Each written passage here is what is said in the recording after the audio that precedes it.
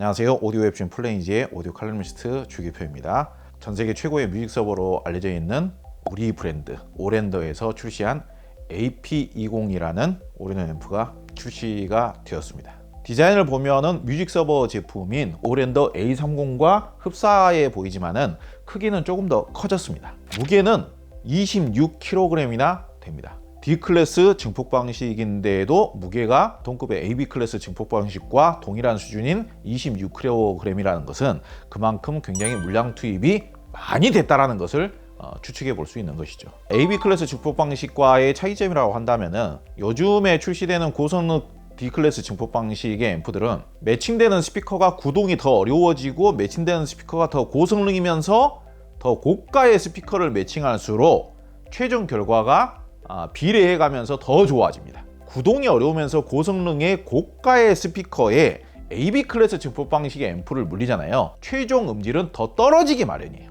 앰프의 성능은 제한적인데 매칭되는 스피커가 구동이 더 어려워지면 어려워질수록 앰프의 성능이라는 게 대응이 안 되기 때문에 최종 결과는 더 나빠지게 돼 있어요. 그런데 요즘 고성능으로 출시되는 D클래스 증폭 방식의 앰프, 쉬운 예로 최근에 출시된 네임 오디오의 네임 노바 P라는 제품도 그렇고요. 매칭되는 스피커가 더 구동이 어렵고 더 고가이면서 매칭이 더 어려울 것 같은 스피커를 매칭하면 매칭할수록 최종 결과가 더 좋아져 버려요. 고가의 더 비싼 스피커를 매칭하는 게 최종적으로는 결과가 더 좋아져야 되는데 AB 클래스 증폭 방식의 인티 앰프들 같은 경우에는 고가의 하이엔드급 스피커를 매칭하면 매칭할수록 최종 결과는 더 실망스럽게 나와버릴 확률이 점점 높아지게 되는 거죠. 그런데 요즘 새로 출시가 되고 있는 고성능의 D클래스 증폭 방식의 앰프들은 안 그래요. 오히려 훨씬 더 비싸면서 훨씬 더 구동이 어려울 것 같은 느낌의 스피커들을 매칭하면 매칭할수록 오히려 최종 결과가 더 좋아져 버려요. 그러니까 거기에서 좀 당황스러운 느낌이 느껴지게 되는 것이죠. 아니, 구동이 훨씬 더 어려운 스피커를 매칭했기 때문에 구동이 안 되어가지고 음질이 안 좋게 나올 것 같은데 음질이 계속 더 좋아져 버리네. 신기한 느낌이 들 수가 있는 거죠. 오랜더 AP20 올인원 앰프는요, 요즘 하이엔드 오디오계에서 가장 각광받고 있는 D클래스 증폭 방식 증폭 모듈을 사용을 했습니다. 퓨리파이사에서 나온 아이겐닥트 증폭 모듈을 무려 한 개도 아니고 좌우측에 두 개를 사용을 해서 듀얼 모노 방식으로 앰프를 설계했습니다. 이 퓨리파이라는 제작사가 나오기 전까지 D클래스 증폭 방식 모듈로 가장 유명한 회사가 어디였을까요? 하이펙스의 엔코어라는 모듈이 가장 유명했었는데 이 퓨리파이의 아이겐탁트 모듈과 하이펙스의 엔코어 모듈을 제작한 사람이, 설계한 사람이 동일한 사람입니다. 브루노 푸제이라고 하는 퓨리파이의 공동 창업자인데요. 브루노 푸제이가 이 두 가지 모듈을 설계를 했기 때문에 성향 자체는 제가 느끼기로는 차이가 그렇게 크진 않습니다. 퓨리파이 아이겐탁트 모듈이라는 게 객관적인 성능이나 수치 같은 거는 더 좋게 나오는 모양이에요. 그래가지고 요즘 하이엔드 제품들에서 이 퓨리파이의 아이겐탁트 모듈을 사용하는 게 거의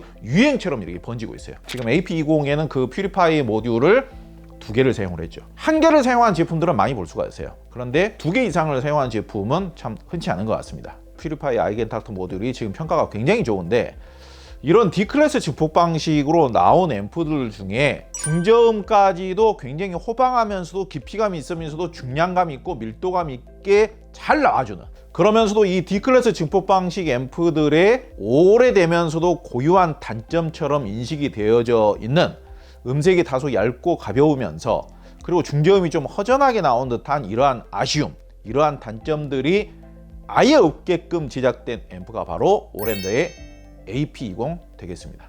이 제품만큼은 우리나라 제품이기도 하고 그래서 굉장히 냉정하면서도 신중하게 여러분들께 평가 리뷰를 해드리기 위해서 특히 스피커를 여러 가지를 테스트를 해봤는데요. 예컨대 스칼라 유토피아 같은 전형적인 대구공 우퍼 유닛을 탑재하고 있는 대형 스피커 정말 매칭이 좋습니다. 디자인이 다소 빈티지스럽게 생겨서 D클래스 방식 앰프와는 매칭이 잘 안 맞을 것 같은, 대표적으로 탄노이라든지 아니면 파이노디오의 빈티지 시리즈라든지, 파이노디오의 클래식 시리즈는 구동이 쉬워요. 구동이 쉬우면서 다루기가 쉽습니다.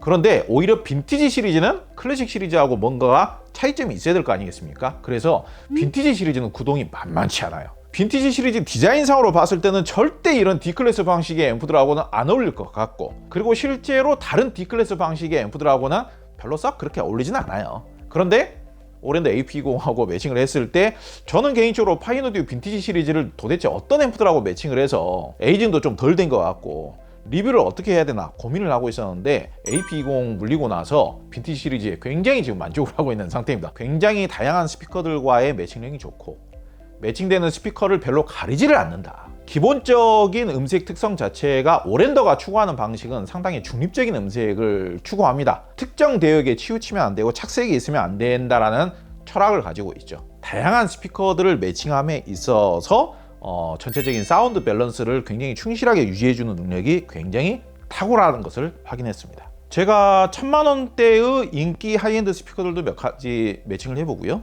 한 5천만 원 내외의 구동이 어려운 하이엔드 그 스피커들도 매칭을 몇 가지 해봤는데요. 이 앰프의 성향은 D클래스 방식의 느낌이라기보다는 마치 무게가 40kg에서 50kg을 넘는 다부지게 잘 만들어진 AB 클래스 방식의 파워 앰프와 느낌이 흡사하다, 비슷하다, 그런 느낌을 받게 됩니다. 구동하기 어려운 대형급 스피커들을 매칭을 했을 때 전체적인 에너지감, 특히 중저음의 호방한 느낌, 묵직하면서도 중후하면서도 중량감이 느껴지는 그런 느낌, 압도적인 권위감의 느낌, 이런 느낌들도 굉장히 잘 나와주고요. 중후의 표현력은 굉장히 사실적입니다. 굉장히 대형급 스피커가 아니더라도 예컨대 이 제품에다가 1000만 원대 하이엔드급 스피커 매칭할 수도 있잖아요. 몇 가지 매칭을 해봤는데 그냥 이거는 뭐 가지고 놉니다. 40kg, 50kg 정도 되는 파워앰프가 1000만 원대 스피커를 가지고 놀듯이 굉장히 유연하면서도 자연스럽게 내추럴하게 가지고 놉니다. 물량 투입도 현존 최고입니다.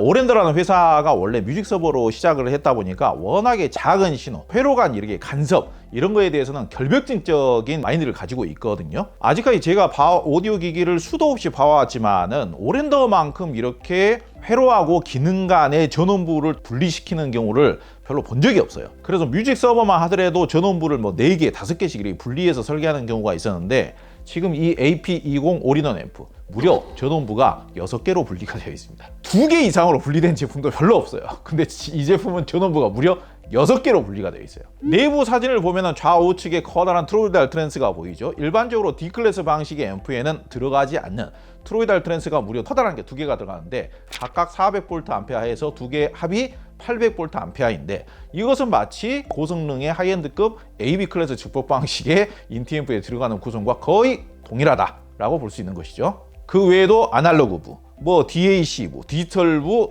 CPU에만 단독으로 또 50W짜리 전원부가 또 별도로 들어가고 그런 식으로 해서 굉장히 기능적으로 전부 다 세세하게 독립을 시킨 전원부가 무려 6개나 들어갔다. 그리고 또 이 제품만의 장점이라면은 일단 DAC부를 본다라면은 DACB 오랜더 A30에서 AK4497을 좌우 채널로 분리를 해서 2개를 사용을 했습니다. 그 설계법을 동일하게 적용을 시켰습니다. 이 제품이 단일 DAC로도 사용할 수가 있습니다. 여기에다가 별도의 다른 플레이어를 연결한다거나 그럴 일은 별로 없겠습니다만은 필요에 따라서는 별도의 멀티미디어 장비, 컴퓨터라든지 이런 거 연결할 수도 있지 않겠습니까? 연결을 했을 때 단독 DAC로만 사용을 했을 때 음질을 확인할 수가 있는데 그 음질이 상당히 훌륭합니다. 오랜더에 비견될 수 있는 다양한 뮤직 서버 제품들이 최근 몇 년 사이에 많이 출시를 했습니다만은 편리하면서도 간편하면서도 다양한 기능적인 면으로 접근을 한다면 다른 제품이 더 좋을 수도 있습니다만은 아직까지도 여전히 음질적인 면을 고려한다면 여전히 오랜더가 독보적이죠. 그리고 편의성이라는 측면에서도 오랜더가 절대로 떨어지지 않습니다. 대표적으로 뮤직 서버 제품 중에 타이달, 코보즈, 그리고 국내 서비스인 멜론, 벅스,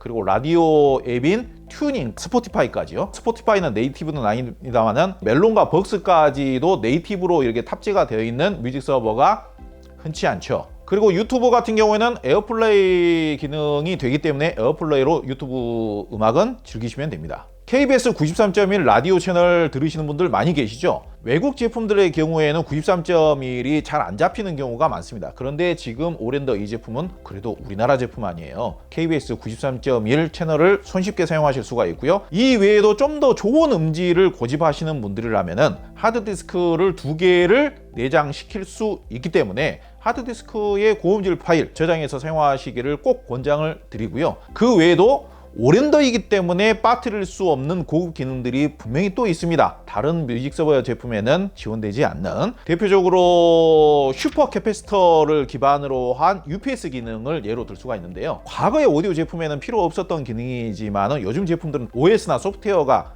들어가죠. 마치 컴퓨터처럼 작동을 하죠. 심지어는 파일 복사를 해서 넣기도 하고 기본적으로 펌웨어 같은 게 들어가고. 근데 이런 소프트웨어가 들어가는 제품들이 예를 들어서 불의의 사고로 전원 케이블이 갑자기 뽑힌다거나 정전이 일어난다거나 저장되어 있는 파일 같은 게 날아가 버린다거나 소프트웨어 기본 펌웨어 자체가 망가져 버리는 경우들이 있어요. 이 제품은 UPS 기능이 탑재가 돼 있어 가지고 전원 케이블을 확 뽑아버려도 당장에 바로 꺼지질 않습니다. 고급 제품이기 때문에 이런 게 다른 거예요. 그리고 오랜더이기 때문에 가능한 원격 제어 서비스가 가능합니다. 오랜더 제품을 사용하다가 뭔가 좀 작동이 잘 안 된다거나 뭔가 오류가 발생한다거나 각종 소프트웨어적인 고장이라든지 아니면 하드웨어 고장도 마찬가지로 오랜더 본사에 전화만 하게 되면은 원격 서비스로 오랜더 본사에서 이 제품에 접속을 해서 이 제품의 고장 코드를 확인할 수가 있습니다. 제품이 고장난 것 같은데 제품을 뜯어내지 않아도 제품 수리가 이루어지는 원격 제어 애프터 서비스 보신 적 있으신가요? 고급 제품이기 때문에 다른 겁니다. 우리가 아직까지 알고 있었던 올인원 앰프 중에 가장 최고가의 올인원 앰프 오랜더의 AP20. 기능도 상당히 다양하고 활용법도 다양하게 있을 것 같고요. 여러 가지 스피커들과의 매칭도 상당히 궁금할 수 있습니다. 오랜더 측에서는 이 제품을 제작을 하면서 가능한 최고의 부품들을 다 동원을 한 것 같고요. 좋은 회로 기술 설계 방식 같은 것도 동원을 한 것 같고요. 대표적으로 뭐 UPS 기능이라든지 이런 것들 예로 들 수가 있겠죠. 이미 해외에서는 판매를 시작을 했는데요. 반응이 괜찮다고 합니다. 이 제품이 가격이 절대로 저렴한 제품이 아니에요. 미국 가격 기준으로 무려 22,000달러 제품입니다. 환율에 따라서 다르겠습니다만은 한국 가격을 환율 적용해서 계산한다면은 2,600만 원에서 2,700만 원 정도 되겠죠. 그런데 여러분들 다 아시죠? 한국 제품이니까 한국에서는 좀 싸게 판매해야겠죠. 해외에서는 벌써 출시가 되어서 소식들이 나오고 있는 만큼 우리나라에서도 소개를 해야 되기 때문에 오늘 영상에서는 이런 정도 말씀을 드리고요. 다음 영상에서도 또 재밌는 내용으로 찾아뵙도록 하겠습니다. 감사합니다.